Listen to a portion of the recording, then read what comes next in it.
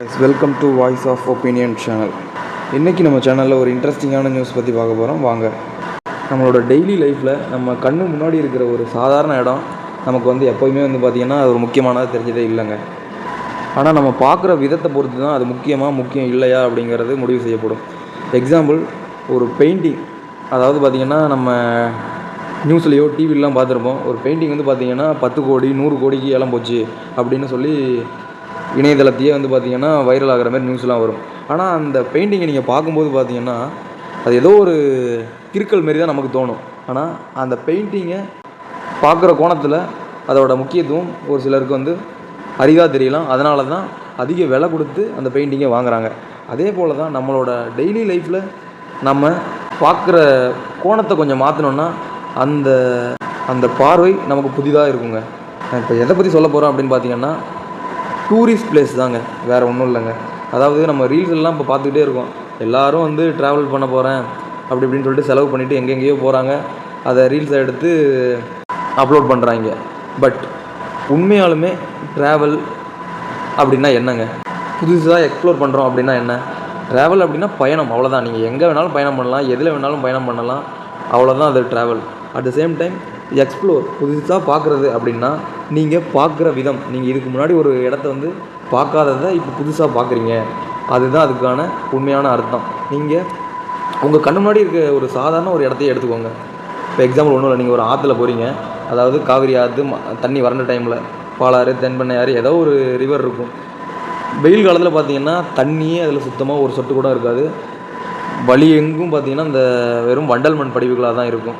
அந்தமாரி இடத்த நீங்கள் இப்போ நான் சொல்கிற மாரி பாருங்கள், நடந்து போங்க. அதில் நீங்கள் ஃபீல் பண்ணுங்கள், ஒரு பாலைவனத்தில் இருக்கிற மாரி ஒரு ஃபீல் பண்ணுங்கள். ஏன்னா பிகாஸ் எல்லாராலையும் செலவு பண்ணி ராஜஸ்தான் பாலைவனமோ இல்லை துபாய்க்கு போய் பாலைவனத்தையோ பார்க்க முடியாது. நம்ம கண்ணு முன்னாடியே ஒரு இடம் இருக்குது, நம்ம ஆறு வெயில் காலத்தில் அதில் நடந்து போங்க, பாலைவனத்தில் இருக்கிற மாரி ஒரு ஃபீல் வரும்.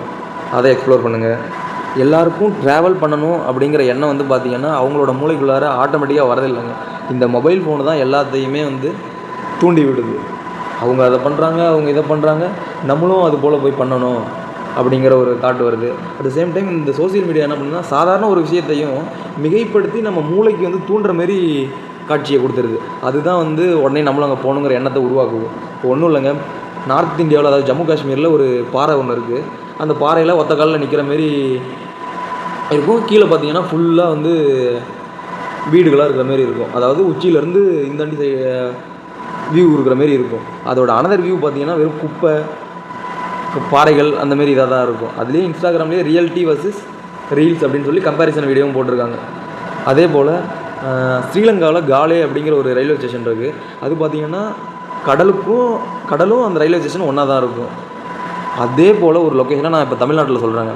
தமிழ்நாட்டில் நீங்கள் எங்கே வேணாலும் இருக்கலாம், ஆனால் நீங்கள் சென்னைக்கு உங்கள் வாழ்நாளில் ஒரு டைமாவது போவீங்க. அப்படி நீங்கள் போகும்போது இப்போ நான் சொல்கிற ஒரு லொக்கேஷனை நீங்கள் பாருங்கள்.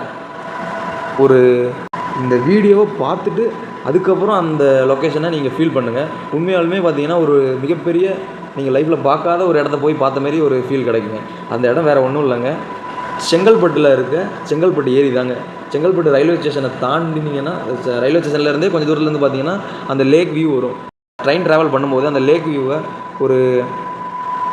நீங்களே உங்களுக்குள்ளார பார்த்தீங்கன்னா ஒரு மிகைப்படுத்தி அந்த பிளேஸை பார்த்தீங்க அப்படின்னா உண்மையாலுமே அது ஒரு புதிய இடத்த பார்க்குற மாதிரி தான் உங்களுக்கு இருக்கும். ஒரு அட்வென்ச்சர் ஃபீலிங்கு இது எல்லாமே கண்டிப்பாக தருங்க. ட்ரை பண்ணி பாருங்கள். இந்த இமேஜை பாருங்கள், இந்த பிக்சரை பாருங்கள். இது நான் ட்ரெயினில் ட்ராவல் பண்ணும்போது என்னோடய மொபைலில் எடுத்த பிக்கு தான். அதை எடுத்து கொஞ்சம் எடிட் பண்ணியிருக்கேன். இது எப்படி இருக்குன்னு கொஞ்சம் கமெண்ட்டில் சொல்லுங்கள். ஸோ நம்ம எப்படி பார்க்குறோமோ அதை பொறுத்து தாங்க அந்த பிளேஸ் பார்த்திங்கன்னா ஒரு இம்பார்ட்டன்ஸாக நமக்கு மாறும். செங்கல்பட்டில் இருக்க உங்கள் ஃப்ரெண்ட்ஸுக்கு இந்த வீடியோவோட லிங்க்கை மறக்காமல் ஷேர் பண்ணிடுங்க. அவர்கிட்ட அதுக்கப்புறம் உங்களோட ஒப்பீனியனை கேளுங்க. ஸோ நண்பர்களே, மறக்காமல் என்னோடய சேனலுக்கு லைக், ஷேர், சப்ஸ்கிரைப் எல்லாம் பண்ணிடுங்க நண்பர்களே. நன்றி, வணக்கம்.